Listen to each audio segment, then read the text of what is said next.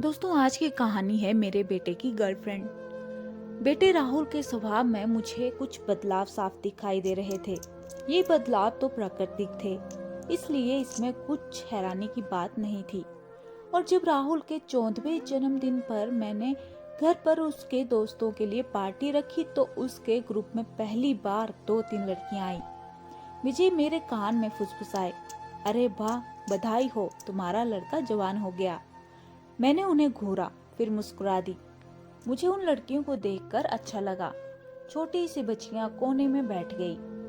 मैंने उन्हें दिल से अटेंड किया। लड़के लड़कियां आजकल साथ पढ़ते, साथ खेलते। मैं उनकी दोस्ती को बुरा भी नहीं मानती। उन तीनों में से एक लड़की स्वाति कुछ ज्यादा ही संकोच में बैठी थी। बाकी दो मुझे देखकर मुस्कुराती रहीं। 2-4 बातें भी की, लेकिन स्वाति ने मुझसे नजरें भी नहीं मिलाई। तो मुझे बहुत अजीब सा लगा। मैंने अपनी 17 वर्षीय बेटी स्नेहा से कहा भी, ये लड़की इतना शर्मा क्यों रही है? स्नेहा बोली, अरे मम्मी छोड़ो भी, इतने बच्चों में से एक लड़की की व्यवहार पर इतना क्यों सोच रही हो? मेरी तसल्ली नहीं हुई। मैंने विजय से कहा, वह लड़की तो कुछ भी नहीं खा रही, वह संकोच कर रही है। सब बच्चों को देखो कितनी मस्ती कर रहे हैं। विजय ने कहा, हाँ कुछ ज्यादा ही चुप है। खैर छोड़ो, बाकी बच्चे तो मस्त है ना। राहुल ने केक काटा तो हमें खिलाने के बाद उसकी नजर सीधे स्वाति पर गई। तो मैंने राहुल की मुस्कुराहट में एक पल के लिए कुछ नई सी बात नोट की। माँ हूँ उसकी, लेकिन किसी से कुछ कहने की बात नहीं थी। खैर कुछ गेम्स, फिर डिनर के बाद बच्चे खुशी खुशी अपने घर चले गए। मैंने बाद में राहुल से पूछा, सिया और रश्मि तो सबसे अच्छी तरह से बात कर रही थी, पर स्वाति क्यों इतना शर्मा रही थी? राहुल मुस्कुराया, हाँ उसे शर्म आ रही थी। क्यों, शर्माने की क्या बात थी?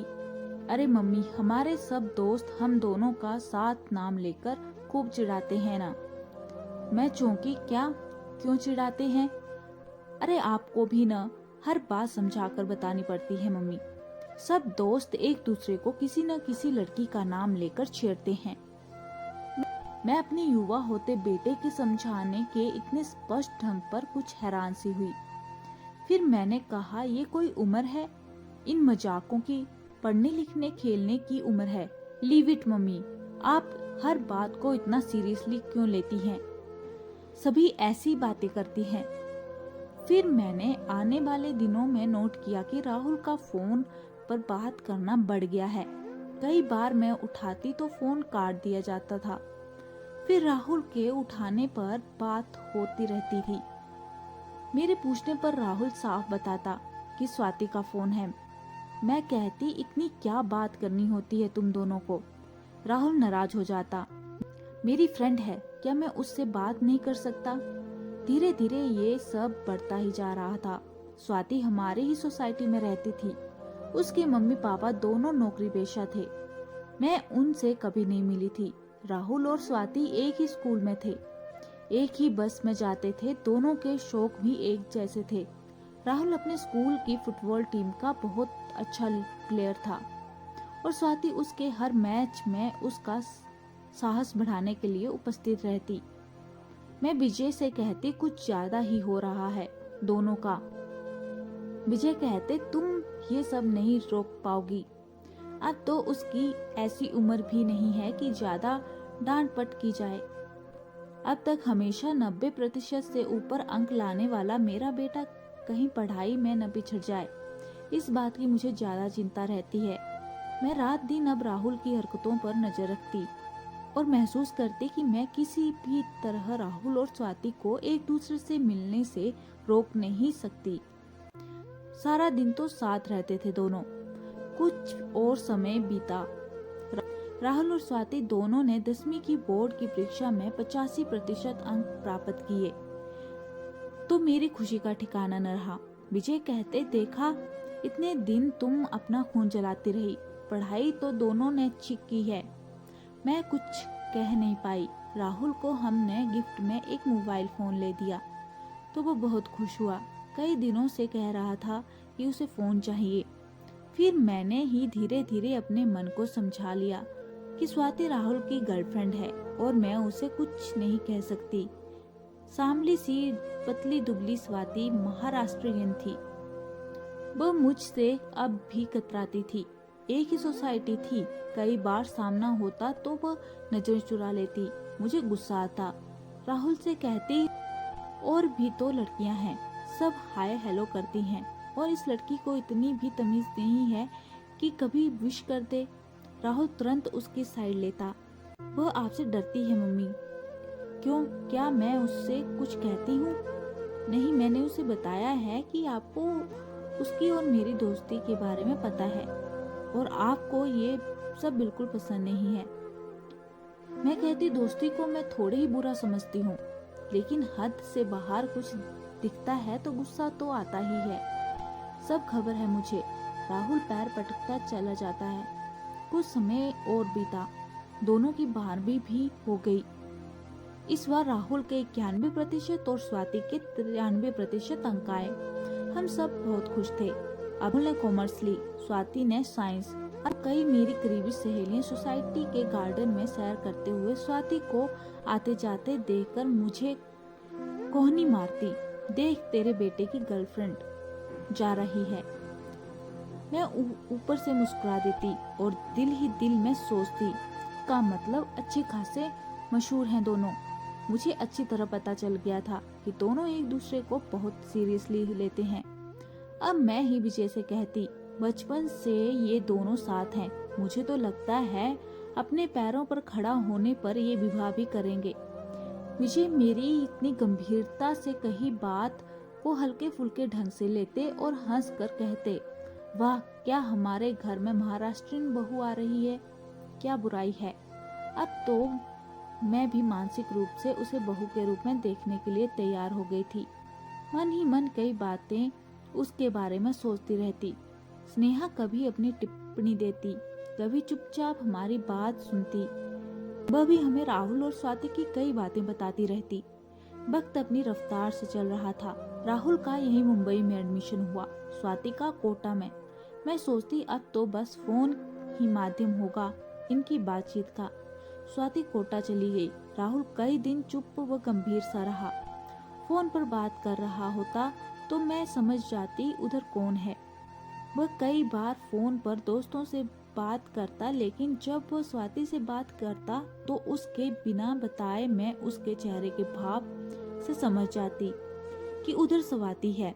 फोन पर अब राहुल बीकॉम के साथ साथ सीए भी कर रहा था। मैंने आश्चर्यजनक रूप से एक बड़ा परिवर्तन महसूस किया। अब किसी अवनी का फोन आने लगे थे। राहुल की बातों से पता चला कि उसकी क्लास फेलो अवनी उसकी खास दोस्त है। एक दो बार वो उसे किसी प्रोजेक्ट की तैयारी के लिए 2-3 दोस्तों के साथ घर भी लाया। उनकी दोस्ती साधारण दोस्ती से हटकर लगी। अवनी ने मुझसे पूरे कॉन्फिडेंस से बात की। किचन में मेरा हाथ बटाने भी आ गई। वो साउथ इंडियन थी, स्मार्ट थी। जब तक घर में रही राहुल राहुल करती रही। मैं चुपचाप उसकी भावगीमाओं का निरीक्षण करती रही और इस नतीजे पर पहुंची कि जो संबंध अब तक राहुल का स्वाति के साथ था वही आज अवनी से है। मुझे मन ही मन राहुल पर गुस्सा आने लगा कि ये क्या तमाशा है। कभी किसी लड़की से इतनी दोस्ती तो कभी किसी और से। वह अवनी के साथ फोन पर गप्पे मारता रहता। मैंने 1-2 बार पूछ ही लिया, स्वाति कैसी है, ठीक है? क्यों, उससे बात तो होती रहती होगी। हाँ, कभी फ्री होता हूँ तो बात हो जाती है। वह भी बिजी है, मैं भी। मैंने मन ही मन सोचा, हाँ मुझे पता है तुम कहाँ बिजी हो। मैंने इतना ही कहा, तुम्हारी तो वो अच्छी फ्रेंड है ना, उसके लिए तो टाइम मिल ही जाता होगा। वो झुंझला गया, तो क्या उससे रोज बात करता रहूं और रोज रोज कोई क्या बात करे। मैं हैरान उसका मुंह देखती रह गई और वह पैर पटकता वहां से चला गया। अब राहुल पर मुझे हर समय गुस्सा आता रहता। अवनी कभी भी उसके दोस्तों के साथ आ जाती, लंच करती, हम सब से खूब बातें करती। रात को बेडरूम में विजय को देखते ही मेरे मन का गुबार निकलना शुरू हो जाता। क्या पुरुष है ना, किसी लड़की की भावनाओं से खेलना अपना हक समझता है। बचपन से जिसके साथ घूम रहा है, जिसके साथ सोसाइटी में अच्छे खासे चर्चे हैं, अब इतने आराम से उसे भूलकर किसी और लड़की से दोस्ती कर ली है। अवारा कहीं का। विजय कहते, प्रीति तुम क्यों बच्चों की बातों में अपना दिमाग खराब करती रहती हो, ये उम्र ही ऐसी है, ज्यादा ध्यान मत दिया करो। मैं चिढ़ जाती। हाँ, आप तो उसी की साइड लेंगे, खुद भी तो एक पुरुष हो ना। अरे हम तो हमेशा से आपके गुलाम हैं, कभी शिकायत का मौका दिया है? विजय नाटकीय स्वर में कहते तो भी मैं चुप रहती। मेरा ध्यान स्वाति में रहता, मैं उसी के बारे में सोचती। कोई भी काम करते हुए मुझे उसका ध्यान आ जाता कि बेचारी को राहुल का व्यवहार कितना खलता होगा, उसे राहुल का बचपन का साथ याद आता होगा। मैं बीतता चला गया। स्नेहा MBA कर रही थी, राहुल का भी CA पूरा होने वाला था। ये पूरा समय मुझे स्वाति का ध्यान आता रहता। राहुल के किसी फोन से मुझे अब यह न लगता कि वह स्वाति के संपर्क में भी है। अवनी से उसकी घनिष्ठता बढ़ गई थी। एक दिन मुझे शॉपिंग के लिए जाना था। विजय ने कहा तुम शाम को 6 बजे कैफे कॉफी डे पहुंच जाना, कुछ खा पी कर शॉपिंग करने चलेंगे। मैं वहां पहुंची, एक कॉर्नर में बैठ गई। विजय को फोन करके पूछा कि कितनी देर में आ रहे हो। उन्होंने कहा तुम ऑर्डर दे दो, मैं अभी पहुंच ही रहा हूँ। मैंने ऑर्डर देकर यूं ही नजरें इधर उधर दौड़ाई तो मैं चौंक पड़ी। स्वाति एक टेबल पर एक लड़के के साथ बैठी थी और दोनों चहकते हुए आसपास के माहौल से बेखबर अपनी बातों में व्यस्त थे। मैं गौर से स्वाति को देखती रही। वह काफी खुश लग रही थी। मेरी नजरें स्वाति से हट नहीं रही थी। शायद उसे भी किसी की घूरती निगाहों का एहसास हुआ हो। उसने इधर उधर देखा, चौंक कर उस लड़के को कुछ कहा, फिर उठकर आई, मेरे टेबल के पास खड़ी हुई, मुझे नमस्ते की। मैंने उसे बैठने का इशारा करते हुए उसके हालचाल पूछा। वह बैठी तो नहीं, लेकिन आज पहली बार वह मुझसे बात कर रही थी। मैंने उसकी पढ़ाई के बारे में पूछा। उससे बात करते करते मेरी नज़र उसके पीछे आकर खड़े हुए लड़के पर पड़ी। स्वाति ने उससे परिचय करवाया। आंटी, ये आकाश है, कोटा में मेरे कॉलेज में ही था, यही मुंबई में रहता है। मैंने दोनों से कुछ हल्की फुल्की बात की, फिर दोनों बाय आंटी कहकर चले गए। मैं स्वाति को हंसते मुस्कुराते जाते देखती रही। मैं सोच रही थी कि ये लड़की कभी नहीं जान पाएगी कि ये कितने दिनों से मेरे दिमाग पर छाई थी। मैंने मन ही मन पता नहीं क्या रिश्ता बना लिया था। इससे पता नहीं इसकी कितनी भावनाओं से मेरा मन जुड़ गया था, लेकिन आज मैं स्वाति को खुश देखकर बेहद खुश थी। दोस्तों, इस कहानी के बारे में आपकी क्या राय है, कमेंट बॉक्स में जरूर बताएं। अच्छी लगी है तो ज़्यादा से ज़्यादा लाइक और शेयर कीजिए, और अगर चैनल पे नए हैं तो प्लीज़ सब्सक्राइब कीजिए। मिलते हैं किसी और वीडियो के साथ, तब तक के लिए धन्यवाद।